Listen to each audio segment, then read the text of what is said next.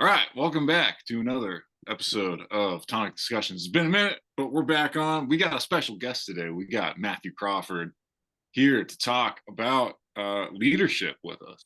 So, um, have kind of wanted to get Mathew and John talking kind of about this topic because just all this esoteric stuff and trying to parse who to follow and kind of what motivates people.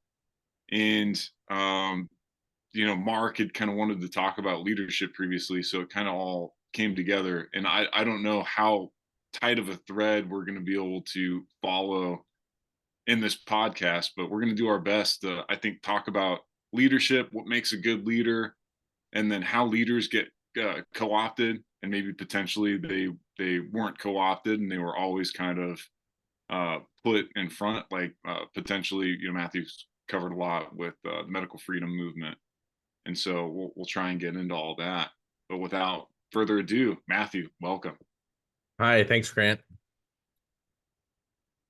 Um, So yeah, I'm not sure where to begin with the topic, but it relates to something I've been thinking about a lot, which is network warfare. Because whatever's been going on the past, I don't know, several years, decade, really maybe since 2008, has made me and I think many other people wonder, what is going on in the world? Is leadership, the people that we identify as leadership, are they really, working toward the aims that we think they are, right? What is the circle of loyalty? And it made me think and begin to study network warfare more and more.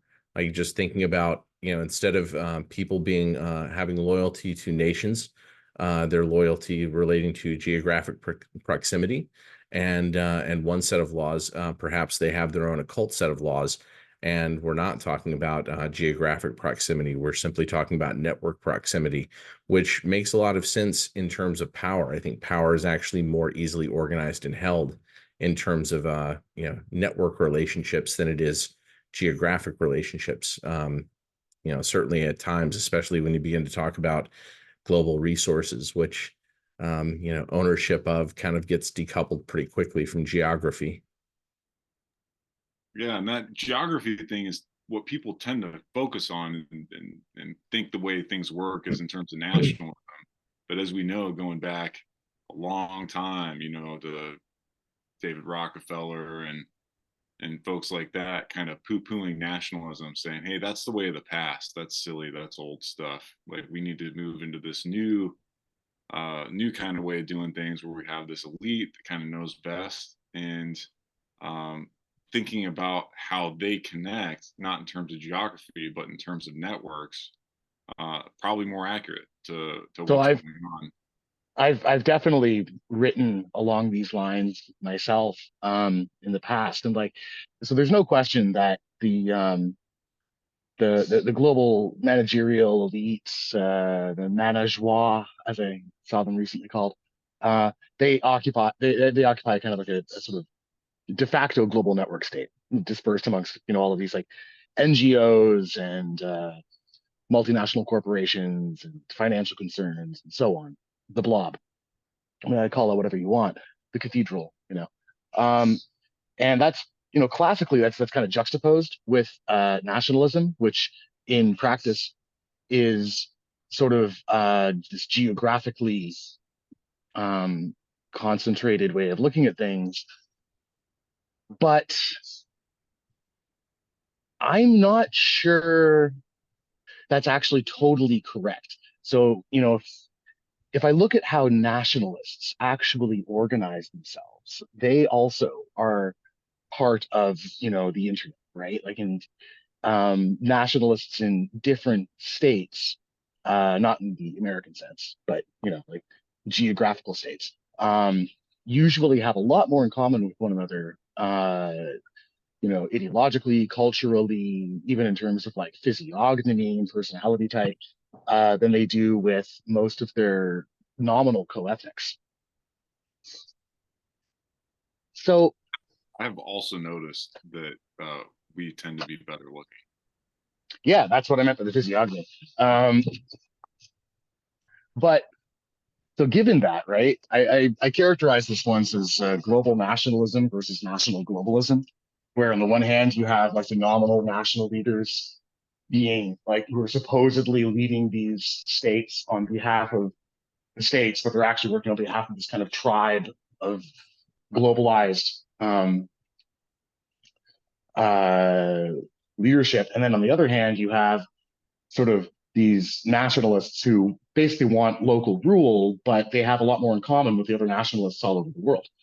And they, I think, have to work together as well, because you can't really solve this kind of global problem with a bunch of isolated little uprisings and pushbacks. Like it's, I think, very necessary to realize that the tactics they're using are the same.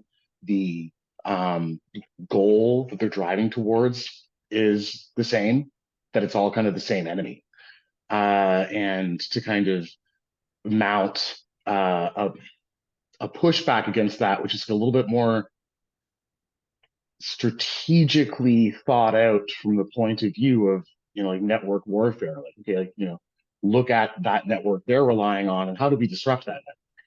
How do we coordinate ourselves globally to sort of make that top-down global control increasingly untenable so that a higher degree of local self-determination becomes possible? Well, it also points to the difference between what I would say would be exoteric versus esoteric leadership, right? So it's not, and it's not one or the other usually. In a network, it's going to be distributed amongst, there will be some exoteric public faces for this thing, but then the esoteric leadership happens behind the scenes. Like if we look at what's going on with the WHO, for example. It's just sort of like, well, like when I first saw it, I kind of laughed because it was just sort of like they're acting like exoteric leaders, but they're quite obviously puppets. Like they're quite obviously like it's like almost like was it Stalin that said like how many armies does the Pope have? Was that, am I misquoting? Yeah, Might be yeah. How many, misquoting and misattributing. how many divisions does the tank does Right. the Pope have? Yeah. So it's sort of like, yeah, so how many divisions does the WHO have? And it's like, well, they have 0. So like this is a exoteric puppet that's really run, like the network itself, I agree, is global. And like the leaders of that network, whatever that leadership caste is, I think we can assume that it's at least partially esoteric, partially concealed. We know names, we know the Rothschilds, we know the sort of some of the elements of this, but most of their leadership occurs in shadow, I would say. And so the question before us is like, well, what will our leadership look like? If it's like John's saying, it's sort of like I have more in common with nationalists across this ocean than I do with my next door neighbor. That would mean necessarily that we would have to coordinate efforts globally in order to fight a global enemy. And if that's the case, it's sort of like we need to figure out then a similar situation. It's just like how much of that is public versus private, how much of that is seen versus unseen. Another point that I want to get out there to help frame the discussion, I guess. So it relates to like, the definition of this word that you used, Grant, of nation or nationalism. So that has been kind of conflated, and I make this point a lot. It's been conflated with state due to the post-Westphalian nation state having been the default mode of organization for a few centuries. So when we say nation, we usually mean state, but as in like a geographically bounded political entity, rather than the actual meaning of nation, which derives from natio, birth. It's an ethnic distinction, much more than it is a political or geographical one. Now, if you look at how the world is currently organized, and you kind of like swipe away the borders for a second, and you just look at like population distributions, as a sort of consequence of telecommunications and the vast immigration that jet travel has enabled, the populations now, the actual ethnic populations, is like completely mixed up like all over the world. So in terms of like, my nation, like I would identify primarily as a kind of as an Anglo, you know, and my nation is basically the other Anglos in the United Kingdom, in Canada, in America, in Australia, and New Zealand. I have a lot more in common with them as a rule, regardless of the fact that they're nominally in a different country or a different continent, than I do with, say, subcontinental individual who came over 10 years ago and happens to have a passport from the geo state that I happen to reside in. And I think, and that's not just true for Anglos. Like this is very obviously true for the Jewish diaspora, for the Chinese diaspora, for the Arab diaspora, for the Indian diaspora, and so on. Right. So And you have this, you run you into have this kind of contradictions there too. Yeah. you have this kind of diasporization of the ethnic structure of the species, where you go to like any large cosmopole, you've got like communities from like all over the place. And I think that's like another way that that's just a reality of how the world is. I don't think that's going to change, just given the technological realities. So then that's another aspect of like, okay, like how do we work with that if the geostate is kind of a done thing, and we've kind of moved into this network state mode of organizing, not only for the global elite, but basically everyone at this point. Yeah, I mean, it's sort of like, so just to point out like one contradiction there is that I was saying that I might have more in common with nationalists in Ocean Away than I do with my next door neighbor. When we look at what's been going on in India for the past decade, I think it's a good example of that. So it's sort of like here you have a foreign culture, something that, you said nation, maybe I'd say something more like people. You could say tribe, you could say or a cultural network of cultural touchstones, whatever you want to say. Like it's different in India, and yet I sense that if we're going to win, Indian nationalists will be valuable allies, if only for their population size, if nothing else. Yeah, no, So totally. it's sort of like, I mean, like I definitely like I'm sympathetic to a lot of things that the JP does in India. Not so right. much to like the cohorts that come over here, right? Like so there's always that tension. Right. So I'll give you the counterpoint to that. So like you read my article on immigration, yes? I don't know if Matthew has, but I think that you have, and Harrison Grant probably have. And so it's sort of like I got an interesting response to that recently, where there was a reader of mine, a new reader who had apparently somebody had shared it with him, and he came on to apologize to me. And I don't know. Again, it's the internet. You don't know who is that people are who they say they are. But he claimed that he was himself involved in the border agent. A border agent in the sense that he was writing up the destinations for the trials, for the immigration hearings, for all of the border jumpers, essentially. And he chimed in to apologize to me, saying that like him and other people were actively trying to send people to hearings in New York City. So in other words, he was saying that like as a kind of vengeance, I guess. Like, and again, like he seemed sincere about it. And I said, like, I get it. Obviously it's sort of like you have so many, at least the image of New York City is of people that are either tacitly or actively supporting what's essentially an invasion.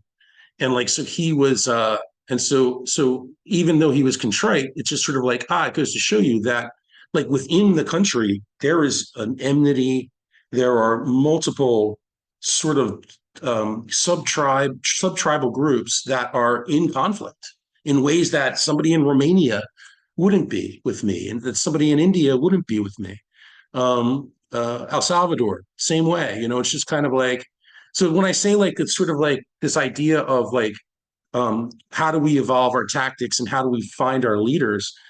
I'm thinking, it's probably going to be something along the level of we're going to have to lean more towards exoterism, towards being public, towards being visible.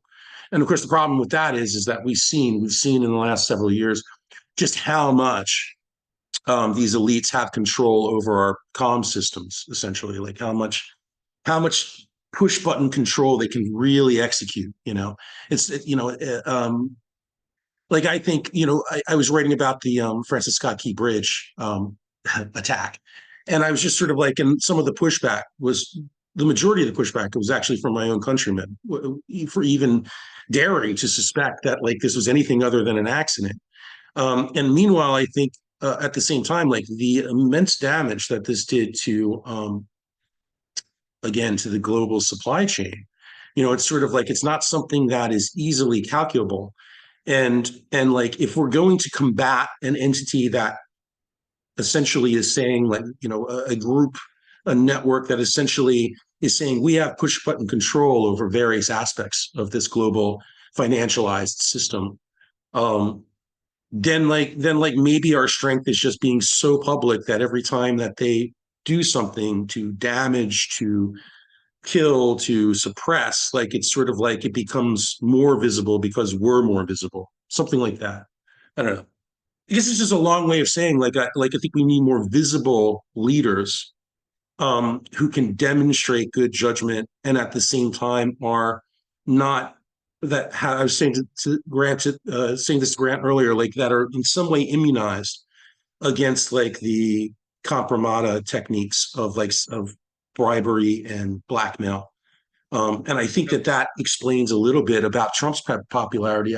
Like again, demand skeletons are all parked on the front lawn, and so that's what people believed at least. And like I think that partially explains that phenomenon because I think we all kind of know underneath that like one of the qualities of a real leader is you know enough about them, right, to know that like it's very unlikely that somebody could twist their arms behind the scenes through any number of methods, and so people view Trump that way. I don't know that I exactly view him that way, but yeah, there it is. I think that like something like more visibility might be the asymmetric tactic that we use to defeat what's essentially a underground cult at this point.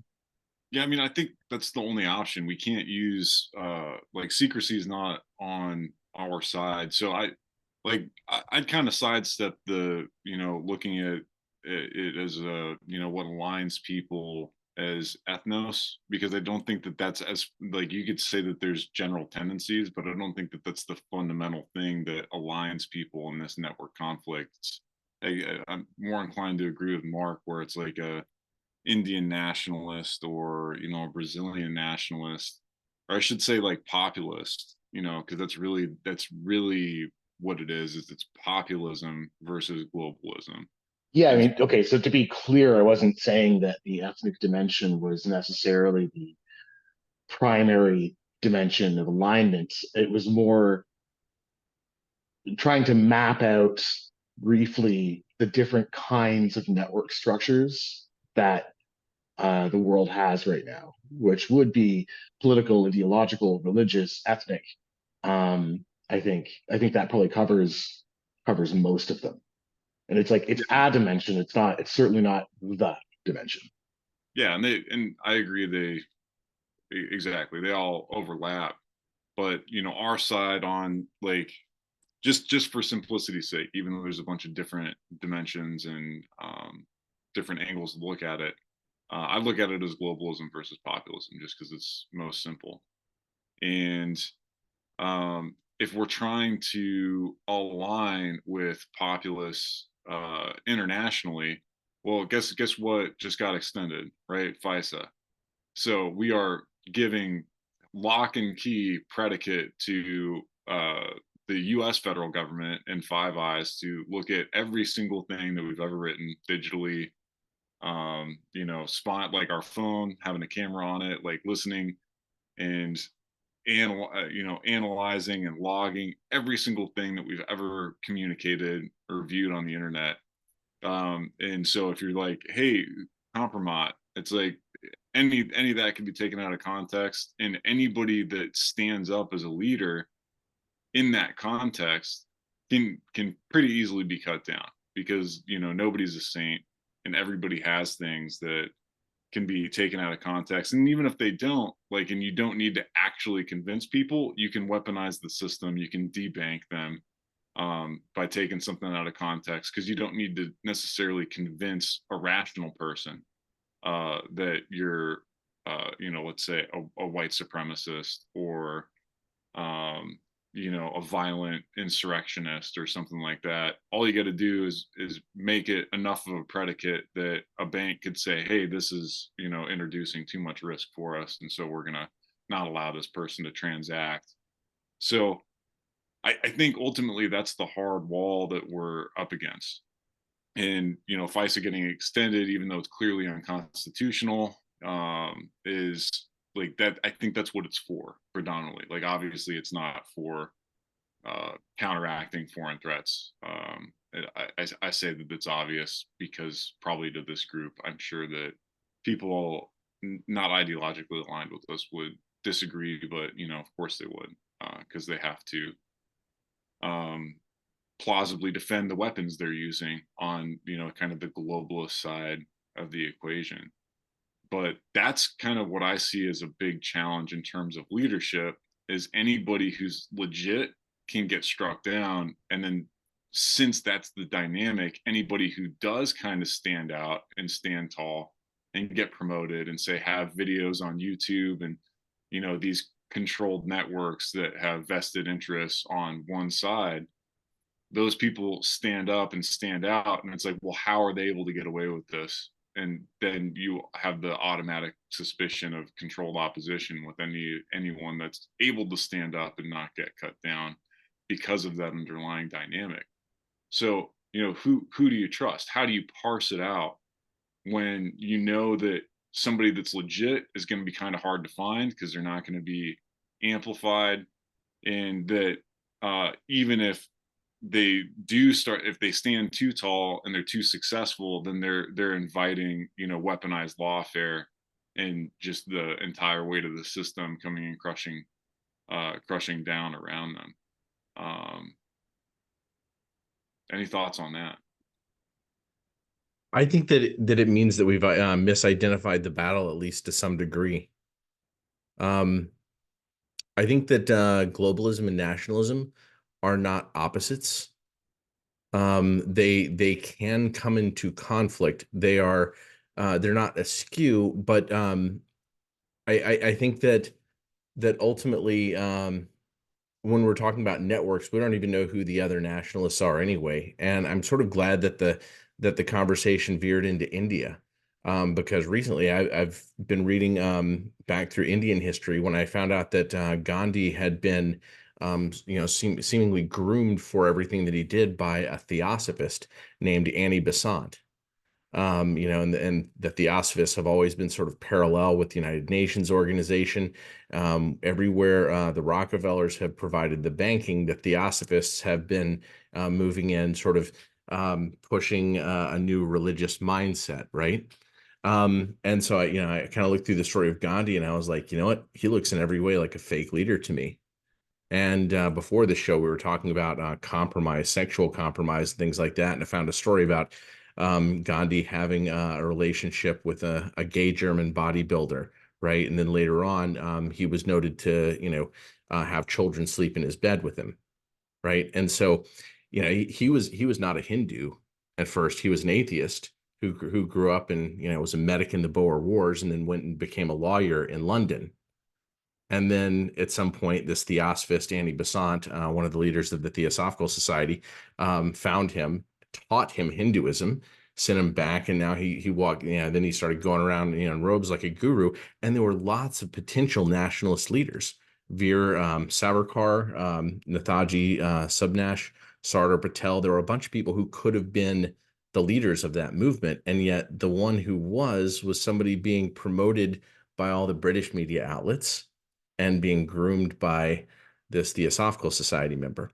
So I think that's sort of a demonstration that that whatever the game is, the technology does not favor nationalism. We can't even identify from a distance who a nationalist is. So to the degree that nationalism, I'm going to call it a technology for a moment, to the degree that we have levers that we can work on a national level, I think that these need to be like ordinary criminal legal, as in we will not allow these crimes to happen. You know, our local governments will be strong, right? And that's an ethos that I think has to be taught to anyone who's thinking, okay, I see the value in nationalism in combating whatever this network warfare is. But I think that we, you know, as somebody here was alluding to just a moment ago, we also have to consider the values of networks, right? And, you know, network technology is some of the most important technology in the history of humanity. And so I think that we need to get better at employing it, to push back at whatever this seemingly psychopathic, high level control network is, because they've studied the game for a very long time. It goes back, Theosophical Society goes back 149 years, but the study of cybernetics for the purpose, pretty overtly, of how to run the world like a machine. The cybernetics conferences were run by the Macy family, which was one of the Standard Oil families. So you can call them parallel with the Rockefellers. And then you can see the beginnings of the cybernetic experiments like CyberSyn in Chile, which was part of the Allende regime, where they thought they could, or at least said they thought they could just feed the economy into a computer in this control room that looked like the deck of the Starship Enterprise, amusingly, and it just turned into a complete disaster because it was nonsense. Right. But they've tried. And it got shut down by Pinochet. Helicopters. Right. And that may be an example of nationalism working for the function of law enforcement in an area. But we have to become better at thinking about networks. Otherwise, we're giving up this massive asymmetry. And I think that's what's happening. I just want to quickly note, you mentioned like the connection between the Theosophical Society and the United Nations. So a few weeks ago, one of my mutuals on Twitter posted something about there being like a Luciferian meeting room in the United Nations building, and I was like, no way, that can't be real. So I looked it up, and it's real. It's completely real. So I was like, that's totally accurate. So you were focusing in on there on control and cybernetics. And that room is run by the Theosophical Society. Just for context. Yes, exactly. No, exactly. Yeah, no. And Lucis Publishing is its. Yes, exactly. Right. Thank you, Mark, because the exact name had escaped me. So the control aspect, I think, is the fundamental one.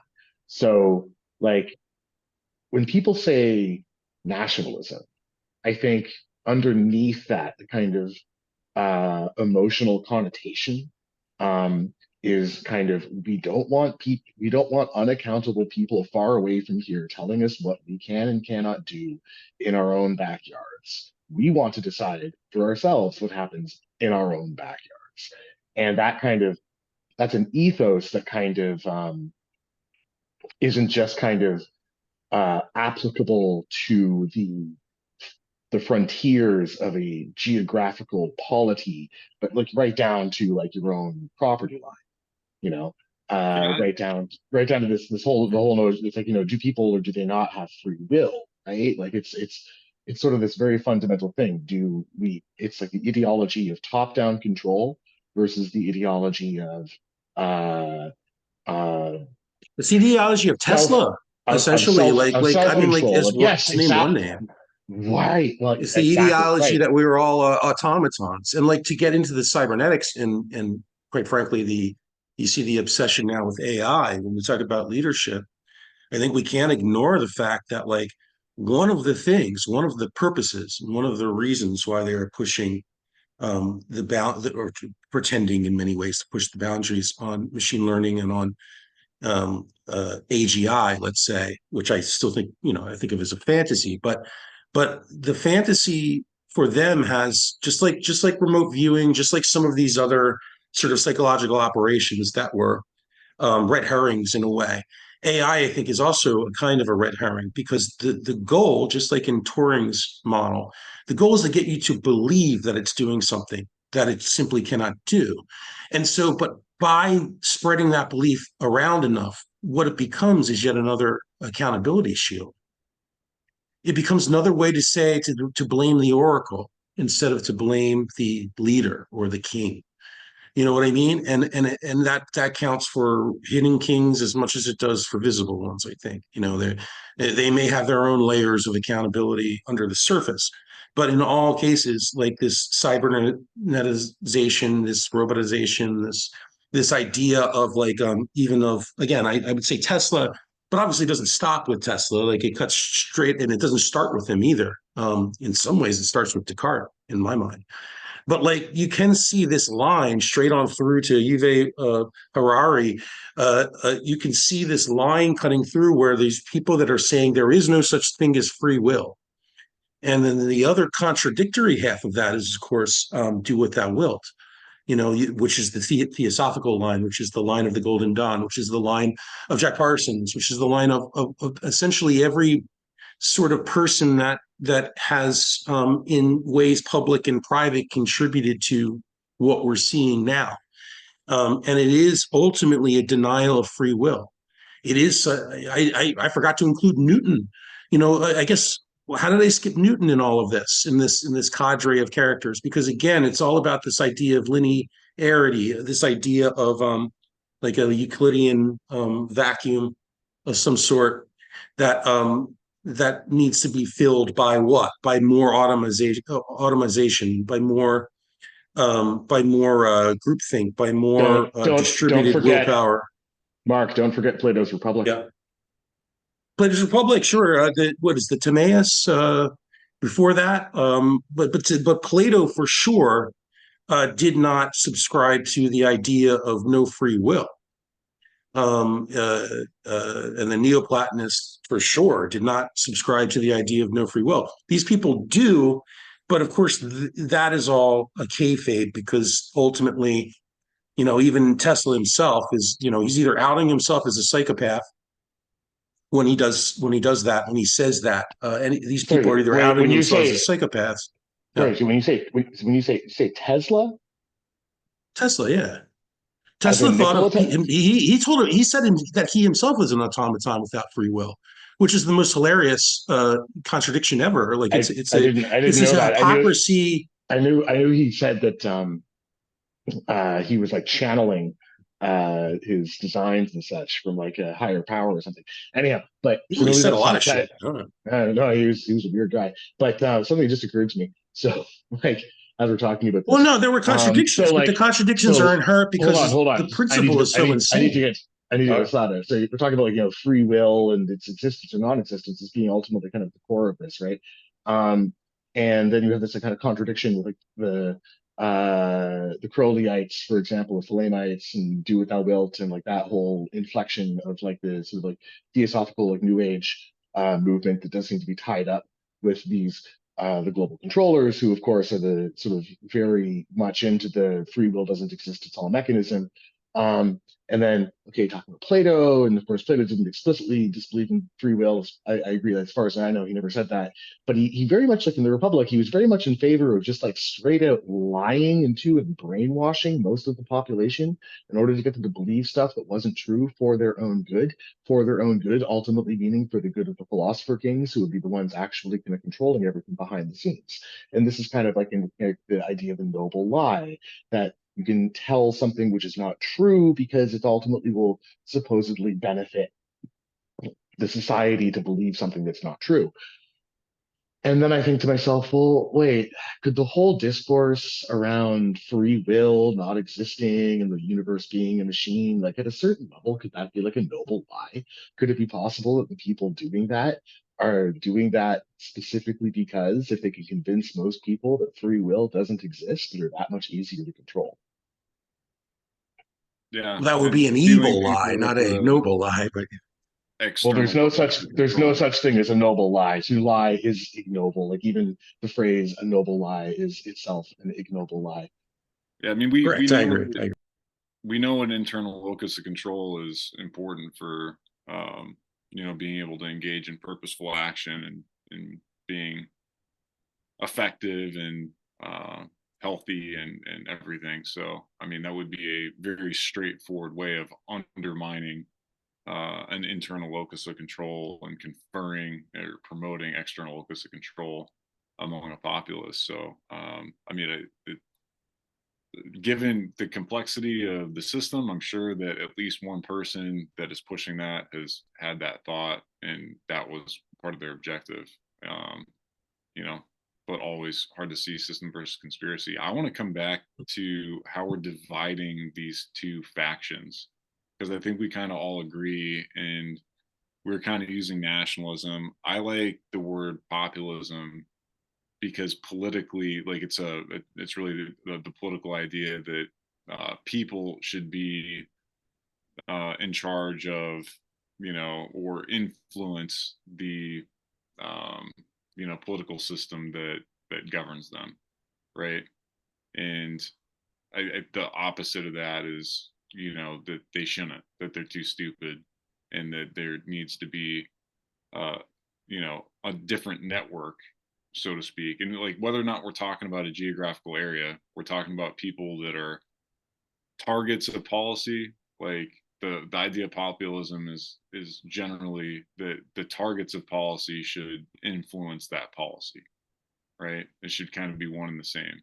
And then there's people that are like, no, they should not interfere insofar as people influence policy. It's a problem, and policy should be directed top down.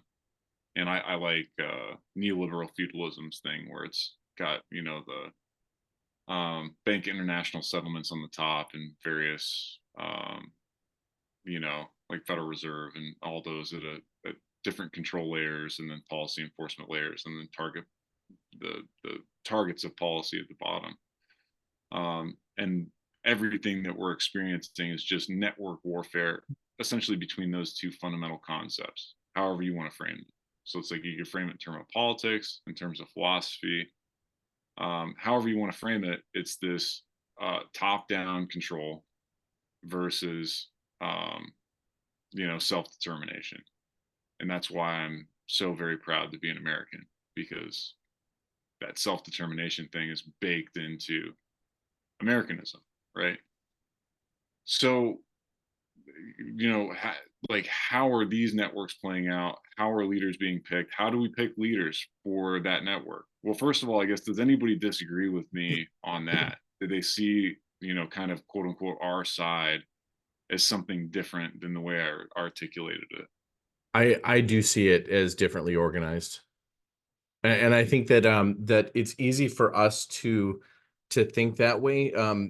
Living in the U.S., I think what happened is that before the U.S. became so powerful, that Europe, which was controlling the world since it gained the ocean power, right? Since the British East India Company, the Dutch East India Company, Europe found its global dominance in that era. And then suddenly, the US began to be populated enough with people who had all of the technology of Europe and were developing their own institutions on this amazing piece of land, right? With wonderful, riverways, the best ports in the world, resources from top to bottom, farmable land. And then suddenly geography became a more powerful weight within the system.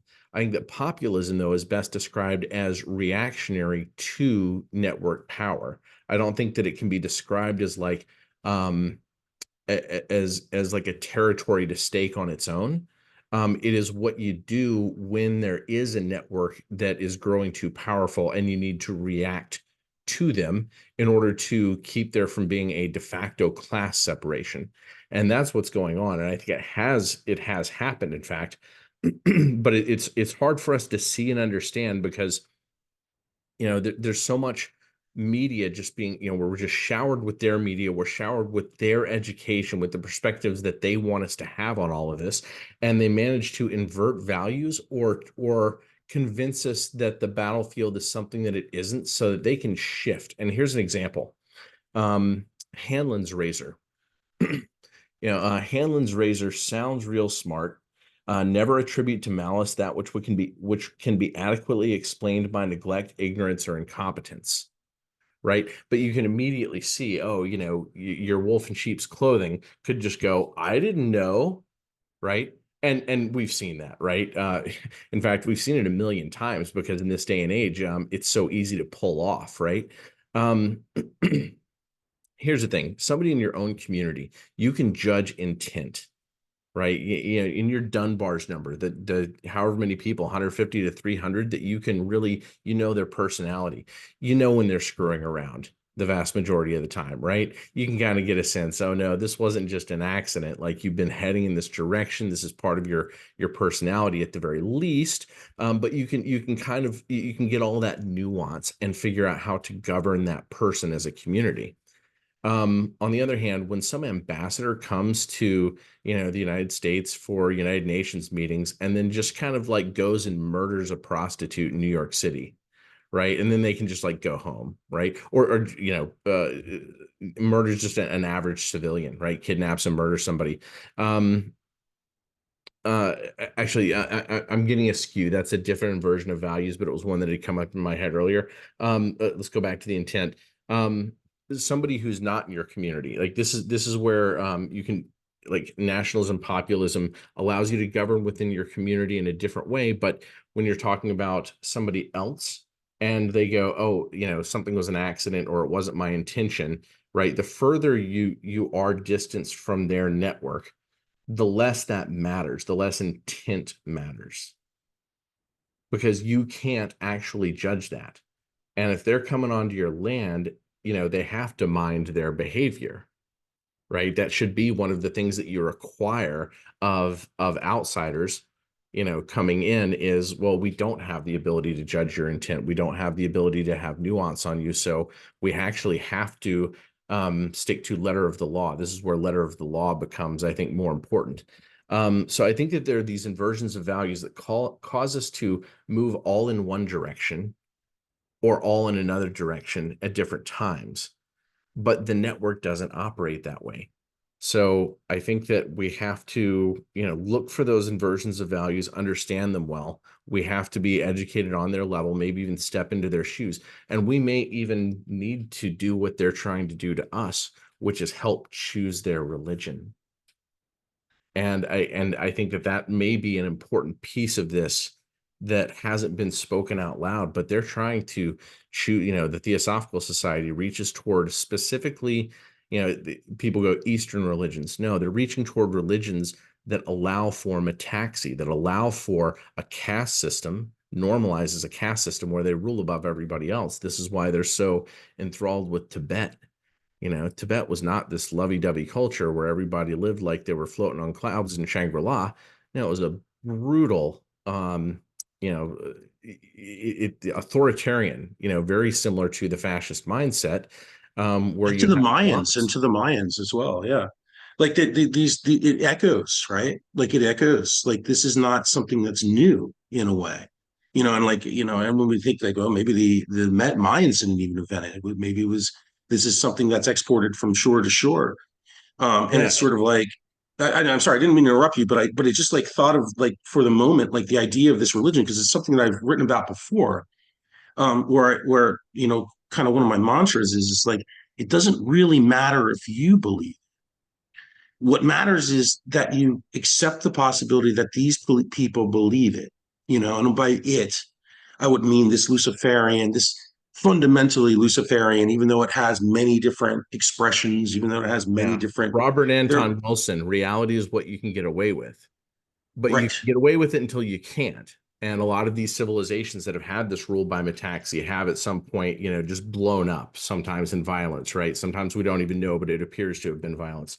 But I think that what we have to do is go to those people who have separated themselves and help them figure out actually what's going wrong within them. Because, you know, when resources get slim, they do infight, right? When you know, there are competitions that break their hierarchy at times too, right? And if what they want is something which is a stable system in which their power can ascend, I think that we have to convince them that, you know, something like Metcalfe's law, that the power of their network is actually greater with us participating, right? Metcalfe's law says that the value of a network is in proportion to the square of the number of nodes. You know, every handshake that can occur, right? If you multiply a network by 10, you multiply the handshakes by 100, right? Approximately. This is Well, something. here's where I think a great way for Harrison to get involved would be, because Harrison, I know that in terms of ponerology, like what Matthew is describing, like it sounds like it could work on people that are non-pathological. But like, suppose like the elements of this system, the major, I'm saying the major nodes, the major agents, the major decision makers are well, I would just say evil, but like again, like pathologically so, like to the degree where like could we convince, in your opinion, like could what Matthew's saying work? Like could we convince a number of them or enough of them that like no, this way lies disaster, this way lies like the path that you're putting yourself on is as bad for you as it will be for everyone else. Like in Right. your opinion, do you think that that is potentially a tactic that will yield great benefit? Yeah, Or they're in a trauma maze, right? They're in a trauma maze, and all they know is increasing power. Mostly at an individual level, right? Because their trauma doesn't allow them to understand community very well, and so their set of rules. And this is part of why these inversions of values can take place so often. Their set of rules is really so focused on their own frame of reference. The individuation is so much larger than it is for the average person who just feels ordinary empathy with the person they've traveled through life with, right? I think that the real key to fighting is actually not to fight so much as to find a solution.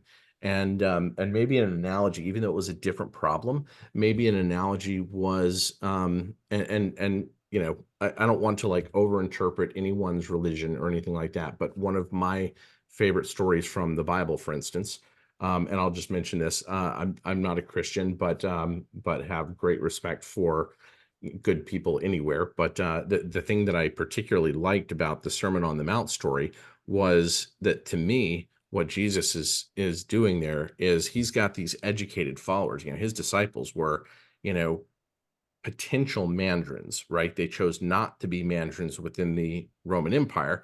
All of them could have been, though, right? They had skills. These were educated people. And he sees the fishing village and says, you know what? They are blessed. That's a network down there, right? And they haven't even had to deal with the cognitive stress of coming up with this solution. They're blessed in so many ways. All they have is love, within their community.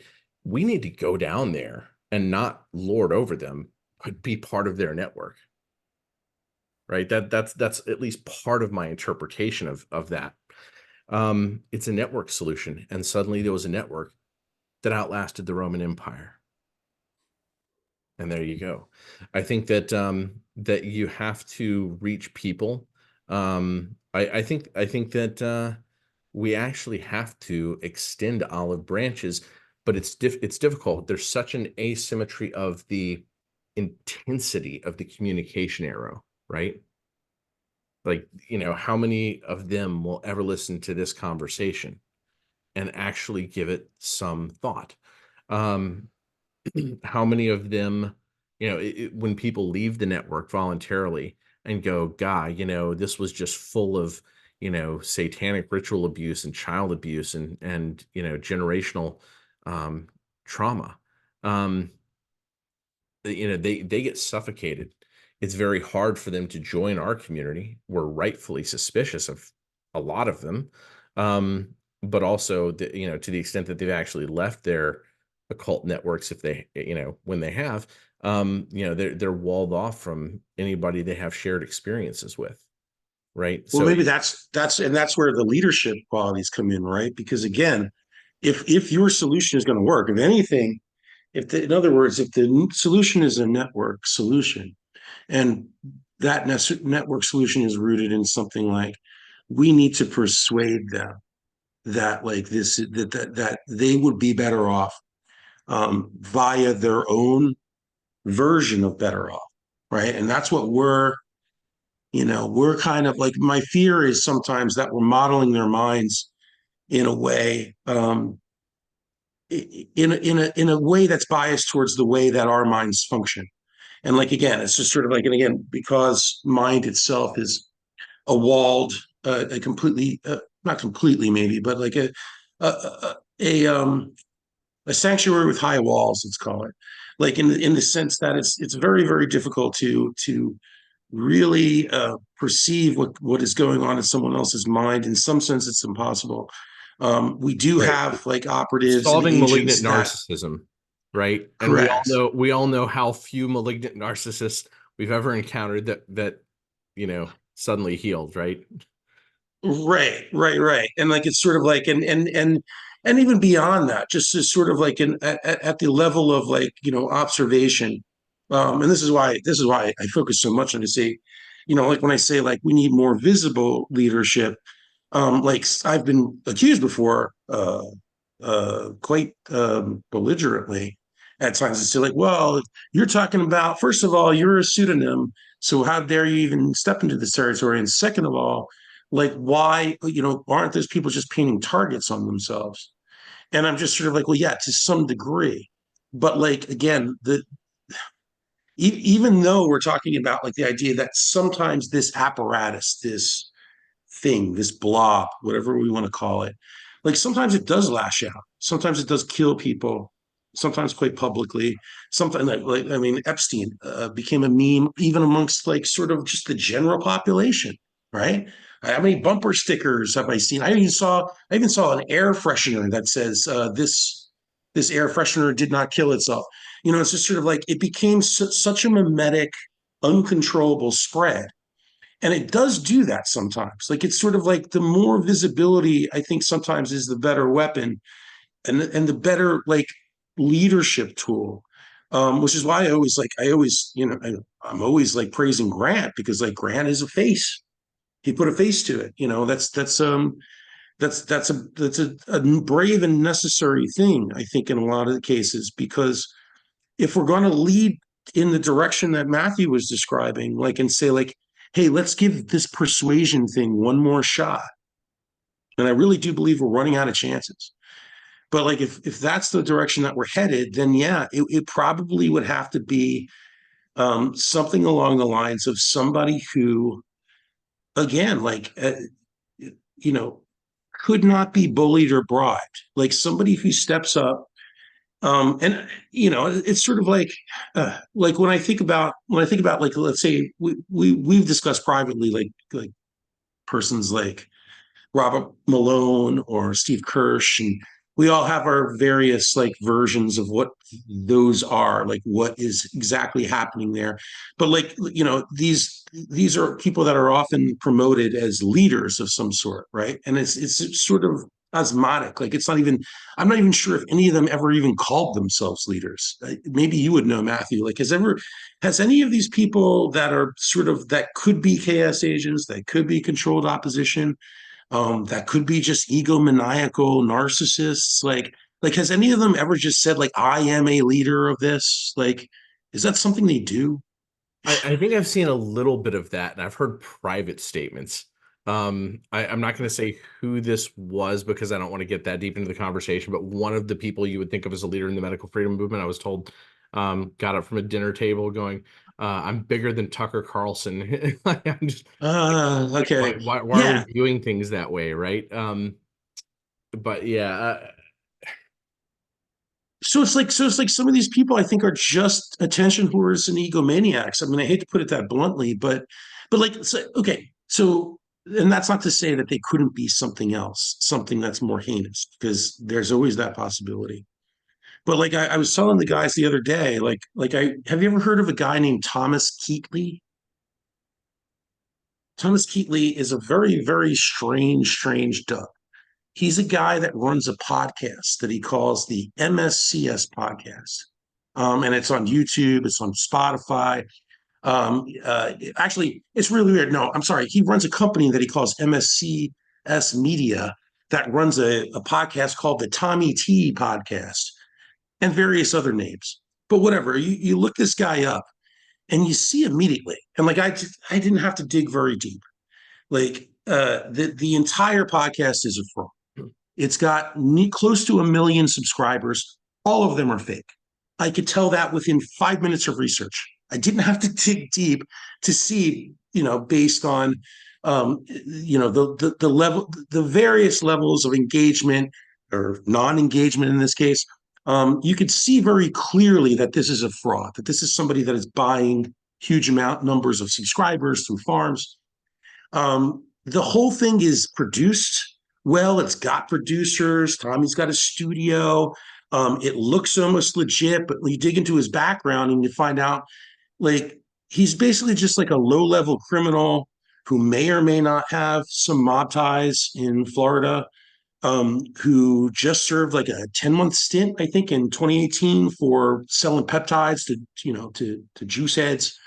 And so he comes out of prison, and then suddenly, all of a sudden, he's got this podcast that has 1 million subscribers, right? And they're all fake.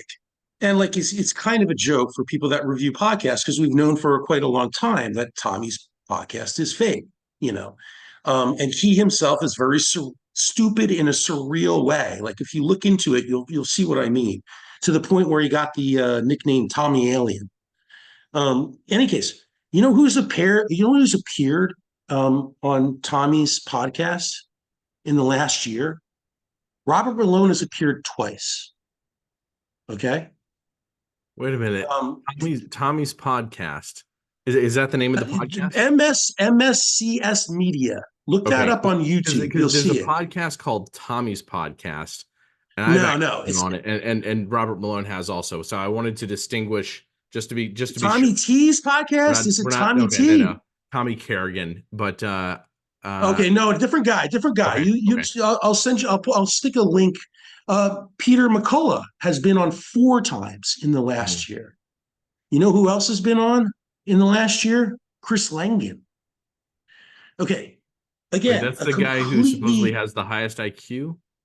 Yes, the CTNU guy. So Mark, man, I think we got to be real careful about playing the guilt by association game in this kind of case. I'm not playing a guilt by association. I'm not. As a matter of fact, like, okay, let me. You're not saying okay. So you're not saying like Langan and Malone or no.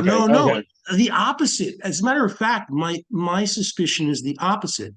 What I couldn't understand in all of these cases is like why.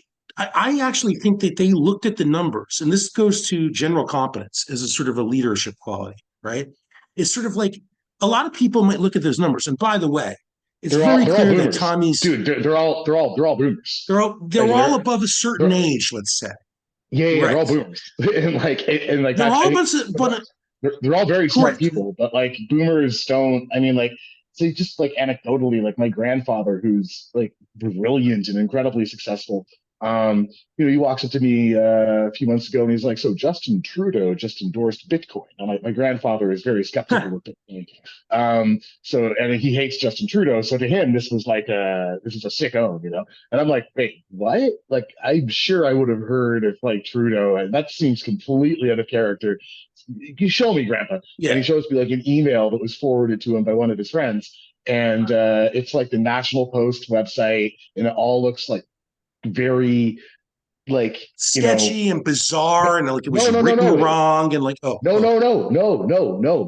it was very professionally done. It is an exact perfect clone of the actual National Post website, but you had to look at the URL bar where it was like xxy dot alphanumeric scramble dot ru or something, and I was like, Grandpa, like, look at the URL, like, that's not the National Post, like, this is a prank. Tommy's is in. Look up MSCS Media.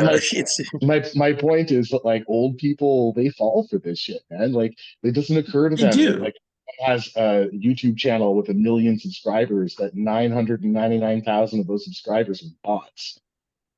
Correct. And like, if you look up MSCS Media on like Social Blade or something, you'll see the pattern immediately. Like, it's not hidden to people that know where to look.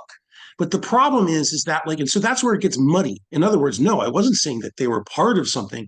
As a matter of fact, I think it's quite the opposite. Like, when I watched all, like, I mean, he did a almost 3-hour interview with Langan. He did a multiple, like I said, 4 in the last year with McCullough. He did 2 with Robert Malone, and I saw the same things. I was just sort of like imagining myself as like, how do you get roped into something like this? And so there's a contact somewhere. Again, I don't know who Tommy's backers are. It seems like a money laundry to me. But like whatever that mechanism is, somebody slides it their way. I'm sure Tommy pays well, right? And also, like people will look at those numbers and they'll say, I could reach 1 million people. Like, in other words, and like, is that, so like if you're, in some ways, ego and like virtue can like wrap themselves around each other where you say, like, this is great. I get paid. He's going to fly me out. And I'm going to speak and I'm going to have a reach of 1 million people. And meanwhile, it's a bunch of bots. Where does this And so fit I'm just sort of network warfare paradigm? well, this is where it fits in to me, is sort of like how do like if a Tommy Keatley, he's essentially Spider from the way I described him to somebody before, is Spider from Goodfellas, who suddenly got a multi-million-dollar podcast. It's like, well, where does that money come from, and what is the purpose of like reaching out to people like McCullough, people like Malone, people like Langan? Like, is it to embarrass and humiliate them? Because the rest of us know what a joke this guy's show is, and they don't. Like, is it that? Is it It something? could just, in this guy's case, it could just be that he's a grifter. It could be what? He could just be a grifter. Like, Well, like, he hey, is. it doesn't cost a lot to get like 1 million subs from bots, Right, but if you and look at his LinkedIn and stuff, it's just sort of like and again, like I said, this guy's just fresh out of jail for peptide sales across state lines. Like, I'm just sort of like I think about, like, if I was running an op, I might grab a guy like that and just say, okay, we're going to set you up. And he might not even know. He himself might be. This is what I'm saying. Like, in other words, in terms of network war, like how many soldiers on that battlefield are completely unaware of their roles? Like, are just thinking like, I've got mana that just fell into my pocket. I'm doing something good. I'm doing something for the right reasons. And meanwhile, they have no idea of their funding mechanisms or what their actual battlefield purpose is. One of the things that I realized at some point while studying psychological operations, really over the past 2 years, very heavily, is people who run a good psyop want it to be self-funding, right? If you can start a cult, if you can start a program, a show, and you can sell something, and it may be something that's easy to sell, that's $50 item, something on par with a George Foreman grill, or it could be something where you're trying to hook one whale. I crashed Steve Kirsch's VSRF conference about a month and a half ago, or a couple of months ago. And one of the interesting things is there was a medical device salesman there selling these $4,000 machines that, once I got home, my wife pointed out that you could get them for $150 online. Not quite as high quality, but you're getting most of the value of it, right? But I saw one of these $4,000 machines sold to a wealthy old woman, because she was at that conference, right? And I don't want to attack that necessarily. There's a lot of value in being a salesman. There's a lot of value in creating the space for someone to be educated about a product, right? But if there is a fraudulent product, like cults offer, this fraudulent, spiritual ascendance, people have been known to turn over millions of dollars. You hook one good whale and the whole enterprise is worth it, right? So I think that may be part of it. You hook some whales and you self-fund your psychological operation. Why is it a psychological operation? Just taking up the attention, right? And that's why you would want it to look popular by buying so many viewers. And the more people can be steered toward that, rather than being proactive, whether it's building their own business or engaging in their own communications within their community, so that their voice has strength in their community, and their community is not just, following the attention magnets of the globalist network that we're talking about, right? Feedback loops. The people who understand business know them well, and within psyops, you have to be a business person also. Well, I want to jump in and kind of take the conversation back a bit, respond to Mark's question about, he was asking kind of for my ponerology take on some of the ideas presented. So I want to just go back through the conversation and make a couple connections based on the stuff I write about, stuff I read. So first, going back to the like what Grant was saying about populism, I think one way of, and then Matthew's response being that populism is kind of a reaction to this kind of power network going on. So I'll just I want to pick a couple ideas out of my Substack and Lobachevsky's book and kind of just throw them out there as considerations. So one being that I was kind of thinking of populism in terms of what Lobachevsky calls the society of normal people, and the way he conceptualized the society of normal people was as it was kind of a natural reaction among the group of normal people within a country to pathocratic rule. So the rule by psychopaths and malignant narcissists, that kind of thing. The way he thought about it and the way he experienced it, the way he saw it over the decades, was that it was this decades-long process. In the case of Poland, where he was from, probably a 2 to 3 decade process, 20 to 30 years, where as a result of being under this kind of like totalitarian control, where it was obvious and became more obvious as the years went on, to the point where like the jokes about the Soviet Union and Pravda, right, where everyone knows that what they read in the newspapers is fake. And that applies to like 80% of the population, where everyone becomes united in their opposition to the pathocratic rule, to the extent that when some like emigres would come over from Poland or any of these Eastern European countries and talk to Americans, the Americans would be like, oh well, so if there were a free election in Poland today, how many people would vote anti-communist? And they'd say, oh, it would be like 80+%, and the American would be like their mind would be blown. That doesn't make any sense. How could that possibly work? How could there be such a public response, like a populist response, against the ruling class, and yet the rulership is still in power? It didn't compute for like to a lot of the American minds, especially kind of academic American minds at the time. But what we've got is this response of normal people that creates what Levsky called the society of normal people. And this was a network. This was like a parallel network. This was a society that grew up within the existing society. Because what the pathocracy did was it tore down the original social bonds that held the country together. It tore down the initial society so that there was distrust. People didn't talk together. People were paranoid. You didn't know who you could talk to because you didn't know if you would say something wrong and be arrested. Eventually, people got over all of that and started networking and organizing on this kind of like underground, secretive, like person-to-person level. They formed their own network within communism, within the pathocracy, like Lobachevsky calls it. But to keep in mind, this was a decades-long process. It was a response to the conditions that they were living under, which were like overt. It's hard to make comparisons like today. In some ways, certain things are worse today in the US than they were in like Eastern Europe, especially when it comes to like free speech and what you could actually say like in your own home. On the other hand, in like Poland, if you were just a regular person, you were arrested at least once, and you were an adult. Like everyone got arrested at some point or another, and so it was just a matter of that was just part of it. Like, so it wasn't like January 6th where there's a small number of people that get this, they get thrown in prison. It was like at some point or another, everyone's going to prison. That was just kind of the way it was. It was just part of life.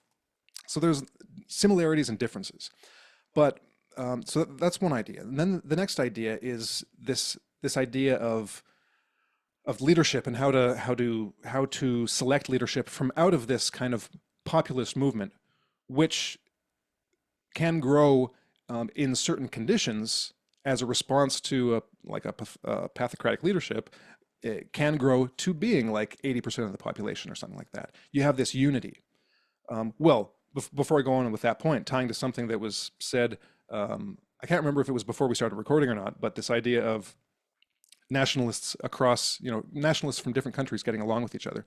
Well, one of the things Lobachevsky said is that as a result of this society of normal people, a lot of the old divisions and the old ideological conflicts just kind of fall away as unimportant. Like people gain perspective. It's like, okay, like 50 or 30 years ago, we wouldn't have gotten along, You were like from a rich aristocratic family. I was like a worker background. We wouldn't have gone in the same circles. We wouldn't have gotten along. You were religious. You were atheist. Like all that stuff kind of ceases to matter because people realize racial fear, right? Like, right. Do you really fear Indians in general? Do you really fear Chinese people in general? It's like, people have experienced one another enough that melts away. And that's I don't know. I mean, I think so. Like, I mean, fear is the wrong way to put it, but like, there's the injection of mass numbers of immigrants across the Western world has been like a sort of deliberate policy by our own pathocracy. They've essentially weaponized these foreign populations against us. I mean, you see stories. There's a story from Germany recently where like, kids are apparently converting to Islam because like they're so terrified of like not being a Muslim in the schools. There's so many Arabs there. Right. I think these are both true at once. So like, I mean, like I'm just really pushing back against the kumbaya stuff. But it's not a kumbaya thing. It's recognition that they just, most other people just want to love their families too, right? Yes, they can be invaders, but so long as they're not doing that, like like generally we don't fear, Brazilians. Generally, we like. Is that reasonably fair? Quantity has a quality all its own. But like, I don't know. So yeah, but to go back to what Harrison, what you were saying, I think so. We usually think about pathocracy as being something which is sort of in the process of forming still, that we're still in that kind of like pathogenic process. I sort of wonder though, because it looks to me like a lot of the roots of what we're dealing with now were laid several decades ago. Whether you want to point to the MK Ultra stuff or Canyon stuff, the civil rights era, establishing a novel constitution, which then has been used as the entrance point for the kind of HR Zampolits that have taken. I mean, we have our own Zampolit, right? It's called the HR department. Theosophy is 150 years old, so whatever the military occult banking syndicate is, it's at least that old. Right. So like, and when it comes to like to the people being afraid to speak openly, I mean, this has been a problem in American society and in Western society more broadly for, I think, quite a long time. Like it's been understood. I mean, political correctness like that dates back to the 1980s. Right? It's been understood there's certain things you just can't say in public. Certain public lies you just kind of have to go along with because there will be social and professional consequences for you if you don't. And then you have all the euphemisms that start getting used as a result of that. And then sort of in the last decade, sort of right around the time that all of that speech policing and political policing started to like really kick into high gear, become extremely visible and impossible to ignore, which we've usually thought it was like, oh, that's like when the revolution happened. You sort of immediately had the formation of these parallel networks on the internet in the form of the various kind of like dissident right networks primarily that were sort of, I think, serving exactly that function that you were talking about. So like that's a really long-winded way of sort of saying like, okay, how far into this decades-long process are we really? Like, is it really at the beginning, or are we actually like, is this more like Poland in the 1980s than it is Poland? Well, to get back to like what Harrison was, to get back to what Harrison was saying though too, like I think so I think we see echoes of it in something like Václav Havel, and to some degree like other underground figures. I mean, I don't know if you call someone like Milan Kundera an underground figure necessarily. Like, let's say like it's not quite clear. It's just like some figures start underground, like Havel himself. Like it's sort of like he makes the transition, right? He starts the parallel systems. He's a leader in that sense, but he's an underground leader. He's a subterranean leader, you could say. Like he's starting the what will be the replacement. He's starting in the esoteric layer. But like the goal is not esotericism. Like the goal is not to remain secret, because that is the pathocratic goal, I think. Like the pathocratic goal, I think, is like, no, we will remain the Morlocks forever. We will remain the secret leaders of this thing forever. Like it's part and parcel, or maybe they even delude themselves into saying, again, like something along the lines of noble lies, or, oh, this is all for the greater good.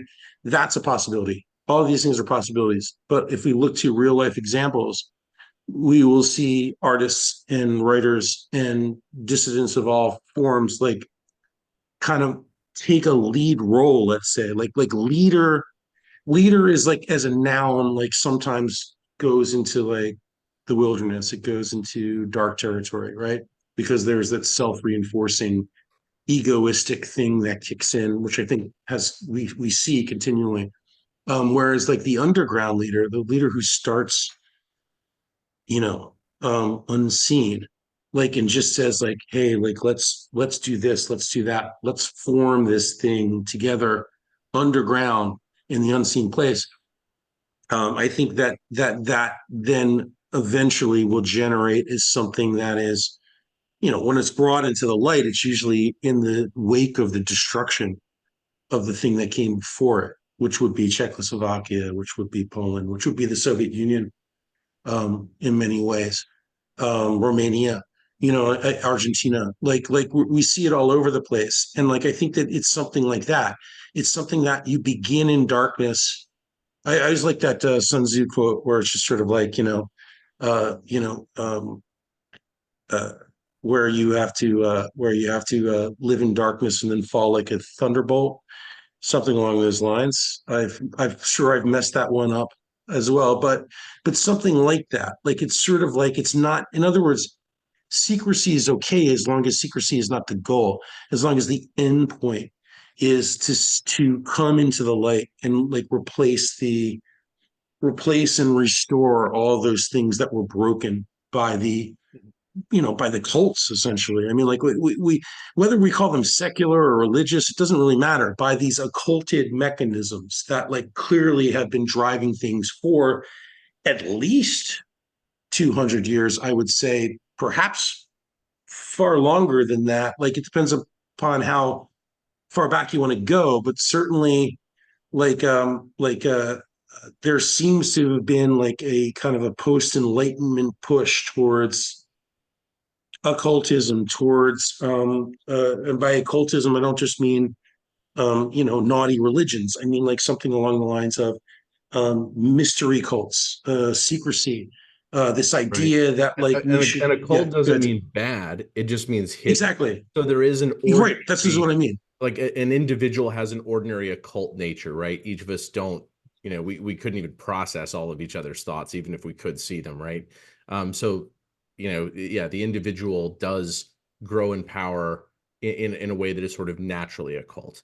But with the pathocracy, it's a cult on a network warfare level. It's an asymmetry of information so that one group of people can dominate another, not so that they can just grow their own power. Right, the final occult circle is drawn around the mind of the self and the individual. Like we can't know that final circle, but like then there are these esoteric circles that grow around that, I think is what Matthew's saying, where it's just sort of like, okay, so we have things that we do in these quiet places, and Well, like and yeah, go ahead, well, Harrison. so this is what I see as potentially the advantage and potentially um, the opening that can be exploited to make things a bit better. Because to respond to John's and Mark's comments there about where exactly we are on this, where Lobachevsky would say we are. I personally think that it's more at the beginning of the process, but that there are similarities at every stage of the process, because there are these dynamics that will apply no matter what.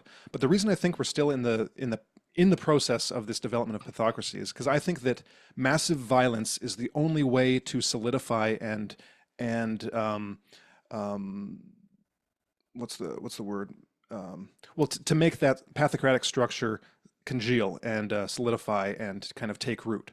Like if you look at history, the only way to consolidate. The only way to consolidate a pathocratic structure is by systematic and repeated violent purges.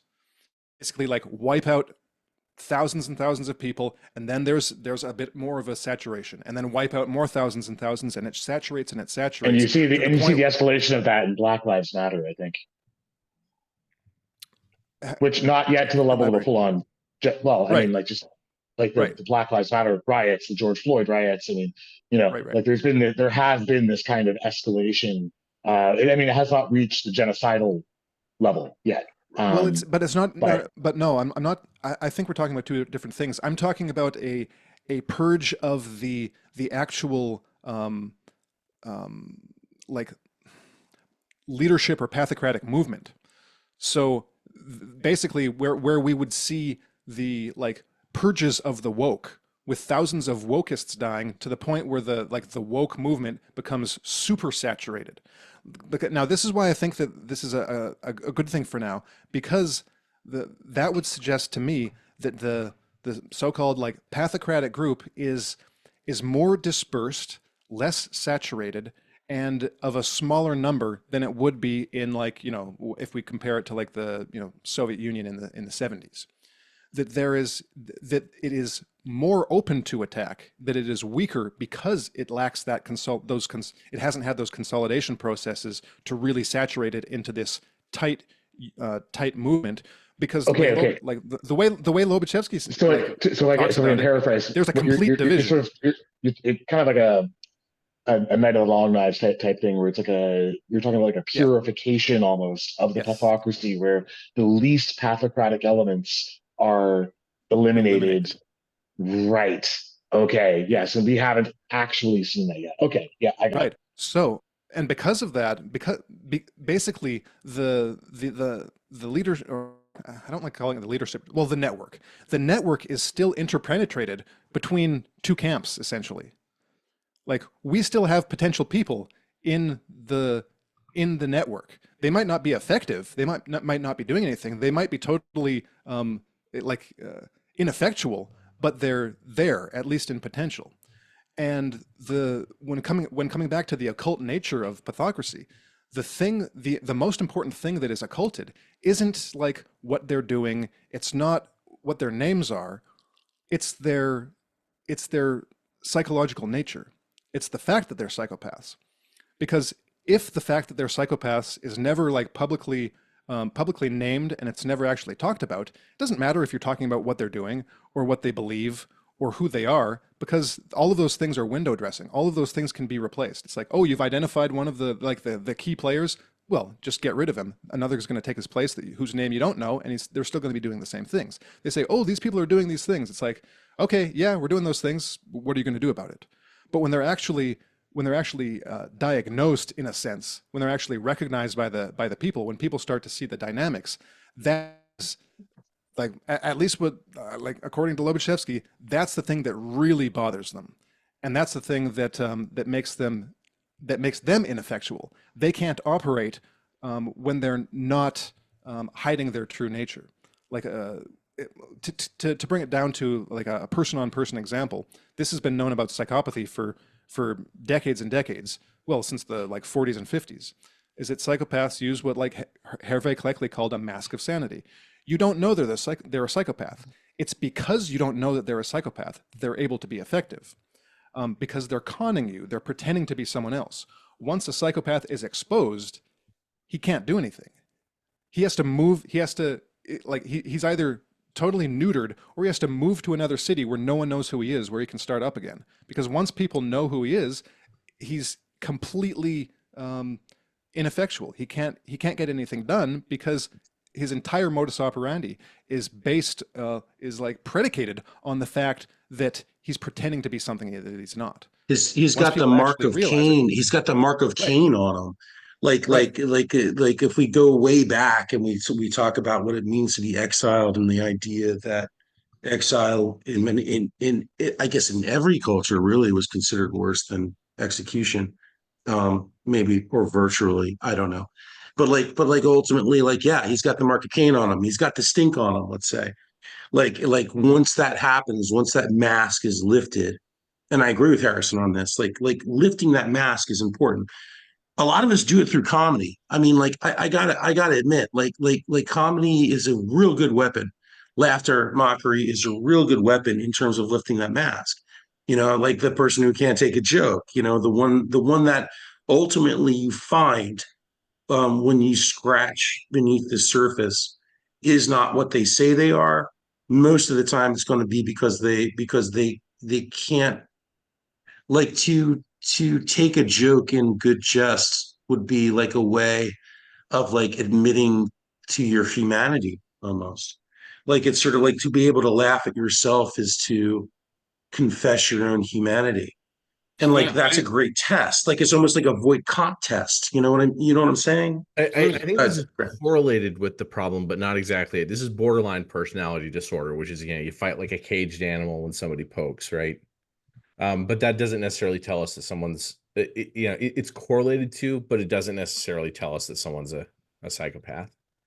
the thing that sticks out to me, that I'm kind of thinking about this consolidation process, and I don't think it necessarily has to be these same violent purges anymore, because now the way that people are purged is different. Like, you look at the vaccine mandate in the military, right? Like, how the purge works is it excludes you from a system that makes your life comfortable and you able to engage in effective action. It puts you in a position where you're scrambling, that you're down, depressed, hopeless, more likely to try to numb the pain with some drugs that, oh, by the way, are laced with fentanyl, and now you're dead. So maybe the purge is happening. It's just not quite as obvious, because it's people overdosing on drugs. It's people that are getting debanked and dying these deaths of desperation. So like, maybe we're right in the middle of that. And the other thing that I want to say about how the ponerology comes into play and the path of criticization is, what does this system do? This system is totally nihilistic and indifferent to whether or not a person's a psychopath in the way that it applies rules. And Matthew mentioned something that had to do with this earlier, where in a local community, you kind of have context, and that context matters and intent matters in that local community. We try to have intent matter with our legal system, but I will tell you, you could be the most obvious psychopath in the universe with, or dark triad, malignant narcissist. And if you've been on the job for more than 2 years as a federal employee, then you are damn near impossible to fire, especially if you are effective at consolidating networks to protect yourself and wearing that mask particularly well, and for people in positions of influence, that will, because you don't need a lot of protection. You just need a little tiny bit of doubt. Hey, maybe this person's not like a complete piece of shit. That's all you need in order to not have people go down the very difficult path of getting you fired for performance issues. It's if you're careful, if you don't put anything that you're doing that's nefarious in writing, and then you just act really incompetent in order to do all the malicious stuff that you're trying to do, it's easy as pie. And those people are able to maintain these well-paying jobs, and they don't get excluded from the system.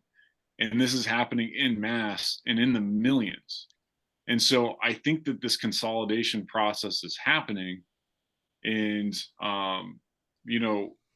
I don't know really where leadership comes into play there, other than the fact that people that stick out as leaders can be systematically excluded from the system and targeted. And people that are pathocratic. When you're in a bureaucracy, ascending in that bureaucracy, you really just have to game the system and follow certain rules.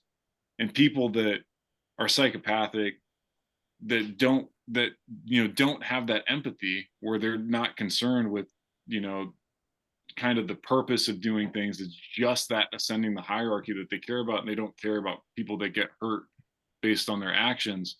They're most efficiently able to ascend that hierarchy that doesn't care about how you follow the rules. Like, as if you can identify those rules. So I'll just use the military as an example. Pretty much the only thing that determines your promotion up until you get to the flag officer ranks, which is like a club thing. It's very mechanistic, where if you have the person that rates you, that individual, if that person thinks that you're good, then, and you stack up ratings where that person marks you the highest, because they can only mark less than 50% of people the highest. If that consistently happens, you are going to get promoted, kind of regardless of everything else. It's just a mechanism. So if you are good at putting on a face and convincing, and you only have to convince somebody for a year at a time. And if you do that and you're successful at that, you're going to get promoted. And so, that encourages a certain type of person. And even that can be gamed. Like again, my axiom is if it lives on the internet, it's by definition not secure. If it lives on the internet, like any sort of system, like I told you guys, like I told you before, like I was on the alpha test of like Facebook's great granddaddy in some ways. And so like I saw immediately the algos that they were going to try to abuse. And like and again, like there are genuine algorithms that are happening, and like, but they could also be, it's just sort of like you could be lulled into a state of thinking like, well, the world is algorithmic, and like all of this digital environment that we're in is algorithmic, and so therefore, to some part of our lizard brain, it kind of tells us, oh, this is in some sense true because it's mathematical. Well, this is but the problem is that there's a back door to all of that. The problem is that like, like our government and other governments have absolutely positively superpowered burglars tools. There are ways in which you can dip in sporadically into a situation, right? It's just sort of like, in other words, the system can be trusted. The system can be trusted to some degree because it is trustworthy, because it is functioning as it is designed to function. And then like somebody could dip in here and there and say, let me add this element. Let me make this minor tweak or change. And so like that is also a way of controlling what people think of as consensual reality. Like they could just sort of like the a la carte like ability of like some of these, like I wrote about some of these tools before, that Sandworm used, for instance, like in their campaign against Ukraine in like the, during the Crimean War. Like absolutely, like Sandworm was like repurposing some of the US government's own tools in order to like, again, like turn off the lights, turn off the powers in the dead of winter. And it's just sort of like, it's like you use it minimally in order to achieve a certain effect, but then you let it settle again. Then you let people think, they must have fixed the hole. They must have paved in this gap. They must have, like, everything must be once again under control. That's not it. It's just sort of like NotPetya, like that virus, like absolutely woke me up. Like in 2017, like when they did that, when they hit Maersk the first time, I was just sort of like, oh no, like they have these tools. The entire intelligence networks, their entire arsenal was absolutely hacked.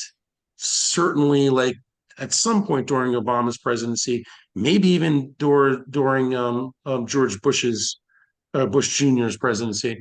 But like I was just sort of like, oh yeah, they have it. They have the whole enchilada. They have the whole toolkit, and like they're going to use it. But they're going to use it again, like if you're going to use a particular tool or weapon like that, you're going to wield it very, very, very delicately. You're not going to want to show your hand, right? Wait, everybody's frozen except for Harrison. Hello? Oh, sorry. No, we're all here. Hey, Oh, yeah, sorry. I was just boring you to death. Anyway, my point being is that like you're not going to show your hand necessarily for the power that you wield in any given moment, whether it's hidden power, whether it's delegated power, whether it's something, whether it's power right in your face.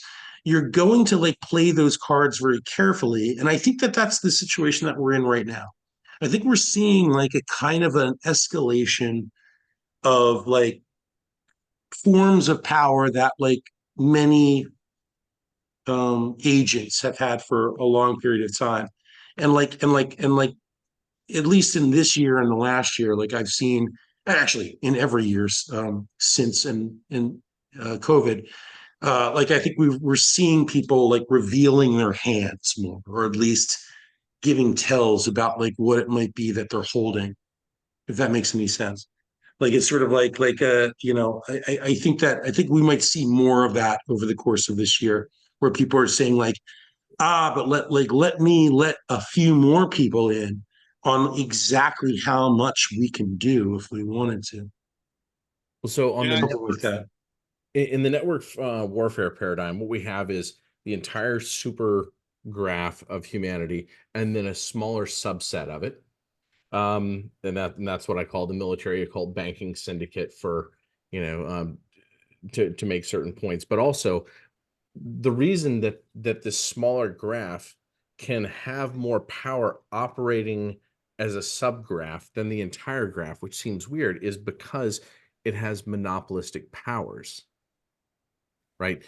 And then it has these monopolistic powers, and it's using them. It's playing one card at a time carefully in order to strengthen its monopolistic positions, right? Like a lot of things, like shutting down people's freedom of speech, just wouldn't have, you couldn't fly, before the age of the internet, and they had to wait for the age of the internet to mature. They even had to let the internet spy on them, right?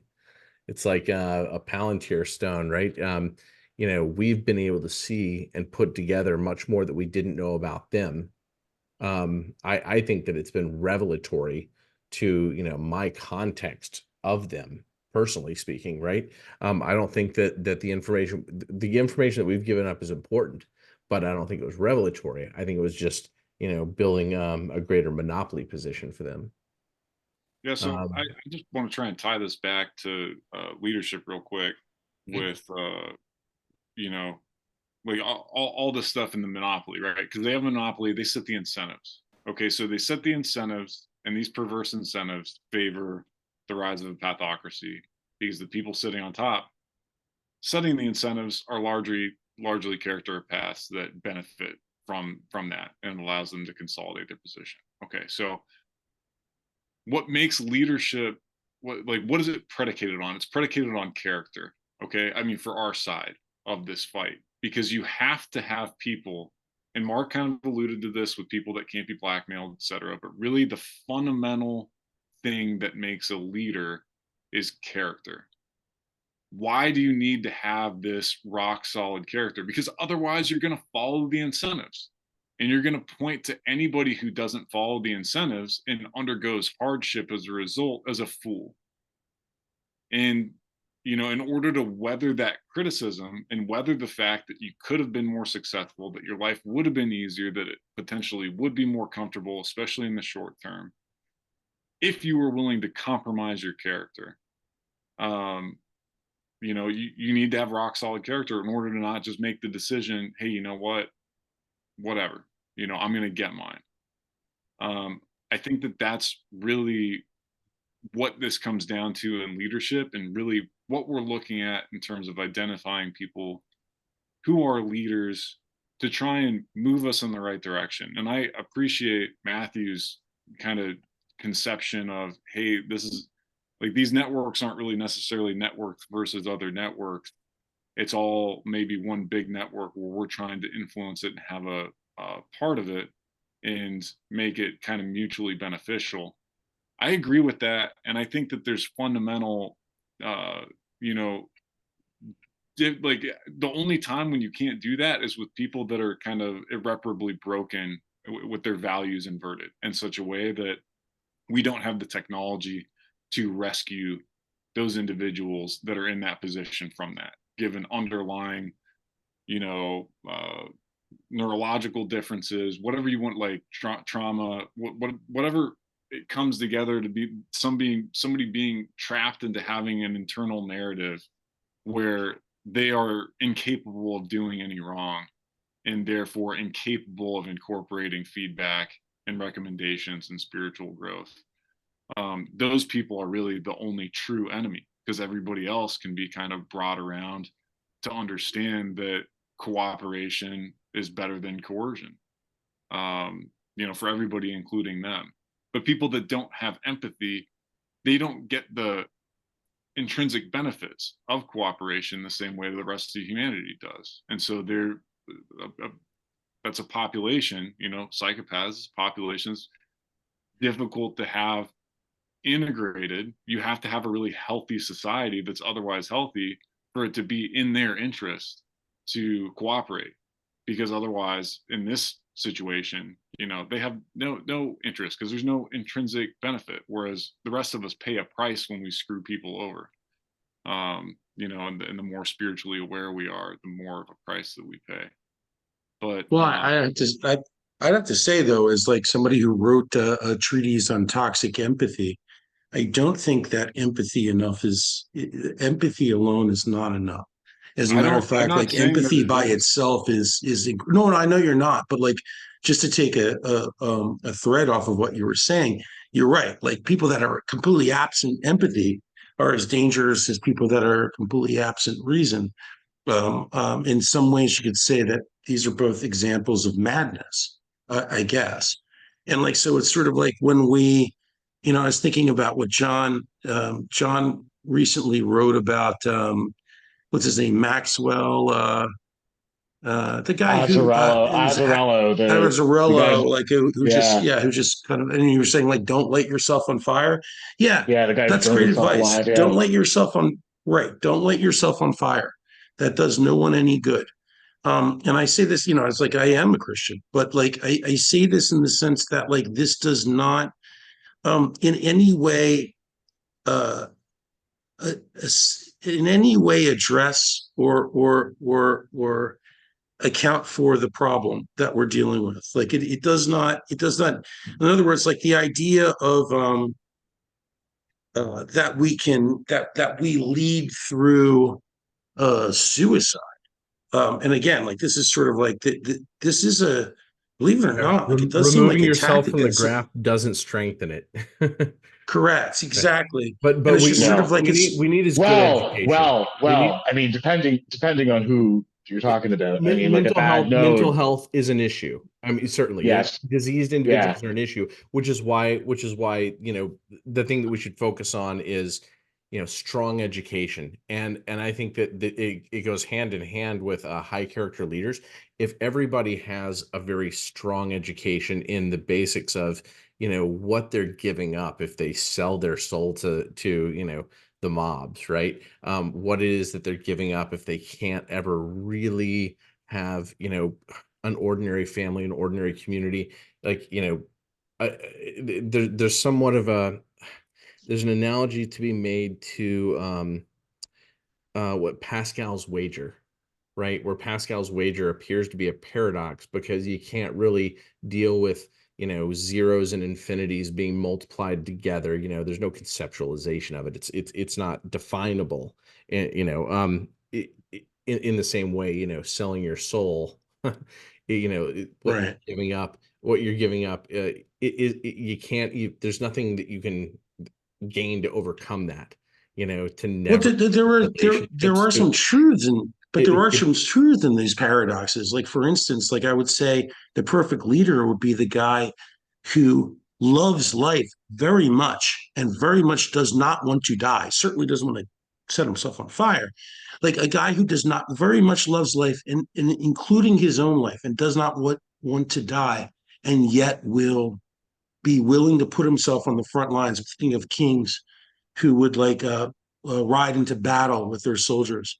in other words, including our own king, I guess, like the George Washington, like who would do such a thing. Like And when was the last time we had leaders who would charge into battle from the front? It's been centuries.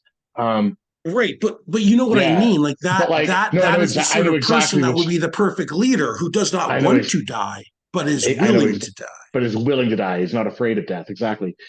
Yeah. So I Right. mean, Grant, what you were saying there about like character being key, I think is very important because, and that sort of ties back to like Harrison's discussion about the society of normal people, because normal people want good leaders. They want leaders of good character who are not abusive sociopaths.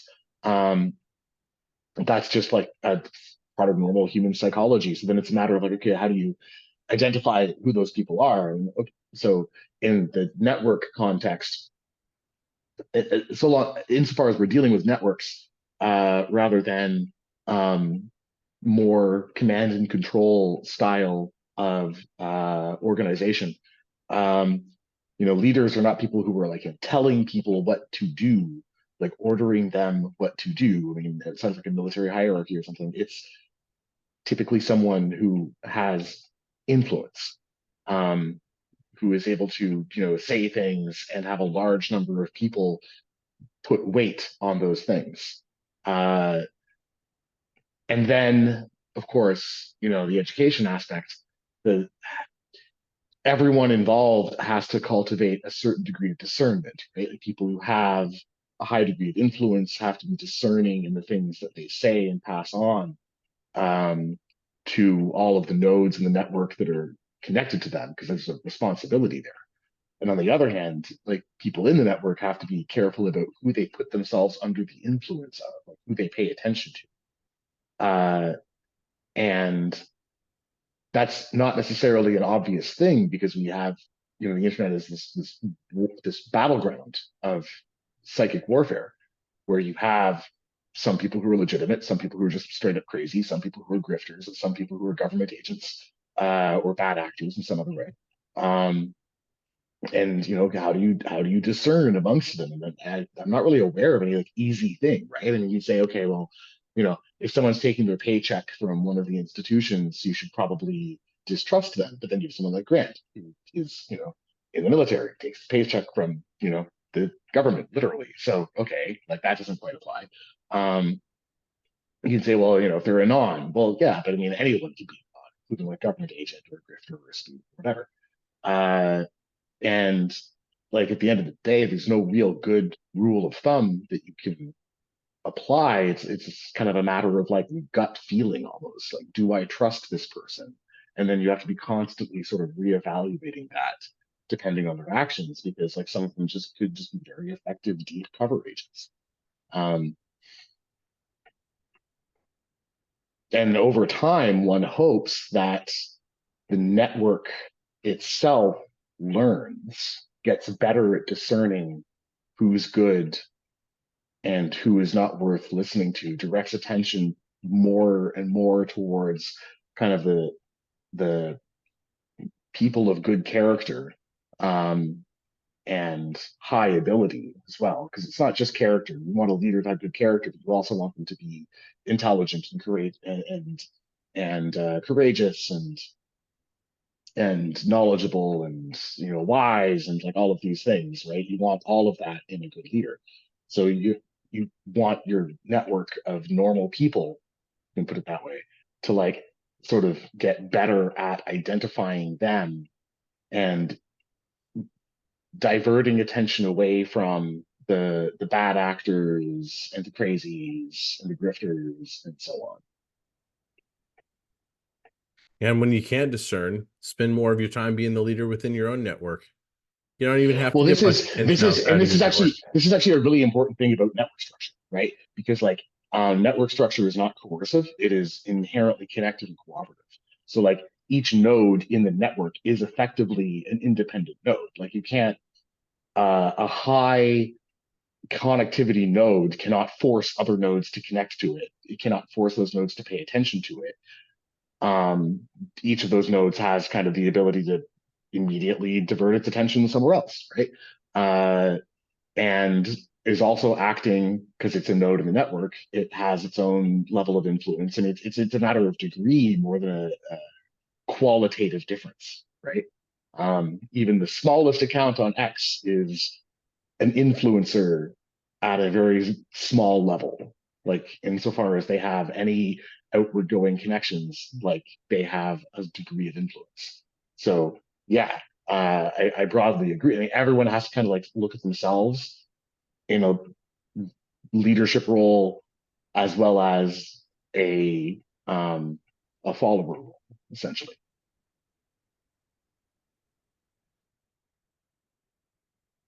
Yeah, this conversation has made some meme ideas bubble up in my head, so I'll share them real quick before I have to get going. But a pathocrat is a network of one. I'm trying this one on. I want to think it through before I blast it too much. But maybe this is part of the educational process. You know, if you allow yourself to sort of give up your soul, becoming part of like a investing in your trauma for whatever the material rewards of the world are. I mean, ultimately, the network can turn you off when it's convenient to them, right? The other pathocrats can turn you off, and they do sometimes. But one way or another, you just don't get to experience relationships with people, right? The people I've known who were the most broken on that level just never seem to understand, like, healthy dating relationships or Well, marriage they can't. relationships. So I mean, like an actual sociopath or psychopath, like fundamentally can't. Like you can't be educated into them. They lack the neural architecture. But yeah, a good thing though to get young people to think, perhaps, or many people to think is a pathocrat is a network of one. And if you understand the value of a broad network and a strong network, you know how bad that is.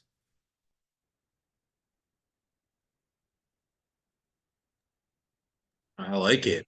I like it. That seems like a good note to wrap things up on. Well, I see Pathocrat Harrison is a nod. network I of see one. Harrison nodding, but it looked like Ah, you were trying to say something. But I think maybe your mic's maybe on. it's yeah. Well, no, I was first just going to say let's give Matthew the the final word, but then my click didn't go through, so I didn't say it. But no, I was just agreeing with with the with the idea by nodding. Yeah, network of one. Yeah, because like Matthew said, it's like you might have what operates as a network, but when it comes down to it, it's shallow and brittle, right? And you're expendable.